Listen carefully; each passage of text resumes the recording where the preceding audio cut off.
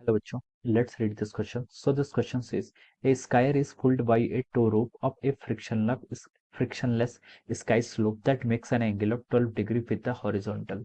The rope moves parallel to the slope and with a constant speed of 1 meter per second. Okay, the force on the rope does 880 joule of work on the skier as the skier moves at a distance of 7 meter up the incline. Okay, so the A part में क्या बोला है? If the rope moved with a constant speed 2 meter per second, how much work would the force with the rope do on the skier as the skier moved a distance 8 meter up the incline? Okay. At what rate is the force of the rope doing work on the skier as the rope moves with the speed of B में देखिए first part में बोला 1 metre per second and सी में बोला आपका 2 metre per second. Okay, तो देखिए बच्चों, पहले तो हमें क्या कैलकुलेट करना है, पहले हमें वर्क डन कैलकुलेट करना है जब आपका डिस्प्लेसमेंट क्या हो गया, चेंज हो गया. और सेकंड पार्ट में हमें यहाँ पर पावर डिफाइन करना है, यानी कि पावर को कैलकुलेट करना है, यानी कि रेट ऑफ वर्क डन क्या होता है आपका पावर के इक्वल होता है. ओके, तो देखिए बच्चों, इस क्वेश्चन का की कॉन्सेप्ट आप क्या लिख सकते हैं? The key concept of this question, इस क्वेश्चन में आपको वर्क डन और पावर को कैलकुलेट करना है. ओके, तो इस क्वेश्चन का की कॉन्सेप्ट आप देखिए क्या लिख सकते हैं? एक तो आपको वर्क डन कैलकुलेट करना है और एक क्या करना है, आपको पावर कैलकुलेट करना है. ओके, तो देखिए वर्क डन को कैसे डिफाइन करते हैं? वर्क डन आपका होता है, देखिए वर्क डन आपकी स्केलर क्वांटिटी, इसलिए define as the force into displacement. Okay, force और डिस्प्लेसमेंट का डॉट प्रोडक्ट होता है. Okay, this is how we define the work done. Okay, और पावर को कैलकुलेट करेंगे तो पावर आपका क्या हो जाता है? देखिए force dot velocity. Okay, this is how we define the power. Okay, तो ये आपकी पावर की डेफिनेशन है और ये आपकी क्या है, वर्क डन की डेफिनेशन है. ओके, अब क्वेश्चन पे मूव करते हैं. देखिए क्वेश्चन में देखिए हमसे उसने सिंपली ये बोला है क्या कि रोप क्या कर रही है? देखिए एक स्लोप है, स्लोप में आपका स्क्वायर मूव कर रहा है विद द हेल्प ऑफ ए रोप, रोप की हेल्प से. ओके, और जो रोप का मोशन है, रोप क्या कर रही है with a constant velocity 1 metre per second से रोप क्या कर रही है, आपके मूव कर रही है. ओके, और उसने बोला कि the force of the rope does 880 joule of work. Okay, of the work on the square as the square moves at distance of 7 metre up the incline. Okay, तो देखिए बच्चों, जो आपकी रोप है वो कांस्टेंट स्पीड से मूव कर रही है. रोप क्या कर रही है? आपकी कांस्टेंट स्पीड से मूव कर रही है. तो हम बोल सकते हैं यहाँ पर आपका चेंज इन काइनेटिक एनर्जी तो कुछ आएगा नहीं. तो जितना भी वर्क डन होगा वो वर्क डन किसकी वजह से हो रहा है? यहाँ पर देखिए आपका जो जितना भी वर्क डन हो रहा है वो आप लिख सकते हैं वर्क डन आपके किसके इक्वल हो जाएगा? यहाँ पर आपके फोर्स इंटू डिस्प्लेसमेंट के इक्वल हो जाएगा. ओके, तो देखिए हमें कैलकुलेट क्या करना है? ए पार्ट में देखिए आप, if the rope moved with a constant speed of 2 metre per second, how much work would the force of the rope do on the square as the square moves a distance of 8 metre up the incline. Okay, तो देखिए यहाँ पर जो आपका work done आएगा वो किसके equal होगा? आपका फोर्स इंटू डिस्प्लेसमेंट के इक्वल होगा. यहाँ पर देखिए आपका जो काइनेटिक एनर्जी चेंज हो रही है, काइनेटिक एनर्जी क्या है आपकी आपकी मतलब यहाँ पर वेलोसिटी कांस्टेंट है, तो change in kinetic energy zero, तो वर्क डन यहाँ पर आपका फोर्स इंटू डिस्प्लेसमेंट के इक्वल हो जाएगा. ओके, तो देखिए अब यहाँ पर देखिए फोर्स और डिस्प्लेसमेंट, फोर्स भी क्या लग रहा है? अलोंग द रोप के डायरेक्शन के अलोंग लग रहा है, और डिस्प्लेसमेंट भी क्या है? स्लोप के पैरेलल है. ओके, तो हम लिख सकते हैं फोर्स और डिस्प्लेसमेंट के बीच का एंगल कितना हो? जीरो हो जाएगा.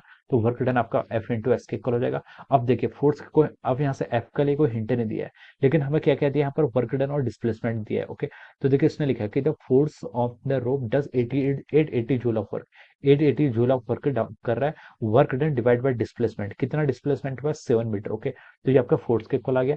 इनटू ऑफ डिस्प्लेसमेंट, कितना डिस्प्लेसमेंट है? देखिए ए पार्ट में बोल रहा है कि जब स्क्वायर क्या कर रहा है? मूव कर रहा है 8 मीटर. ओके, तो हम इसको 8 से क्या कर लेंगे? मल्टीप्लाई कर देंगे. ओके, तो देखिए ये क्वेश्चन में हमें हिंट दिया हुआ है इनटू डिस्प्लेसमेंट, डिस्प्लेसमेंट हमें कैलकुलेट करना है. तो हम इसको यहाँ से कैलकुलेट करेंगे तो देखिए जीरो से जीरो हो जाएगा, 8 8 6 6 आ जाएगा, 867040 हो जाएगा, डिवाइडेड बाय 7 इसको कर लेंगे तो देखिए इसकी वैल्यू हो जाएगी आपकी 1003 हो जाएगा.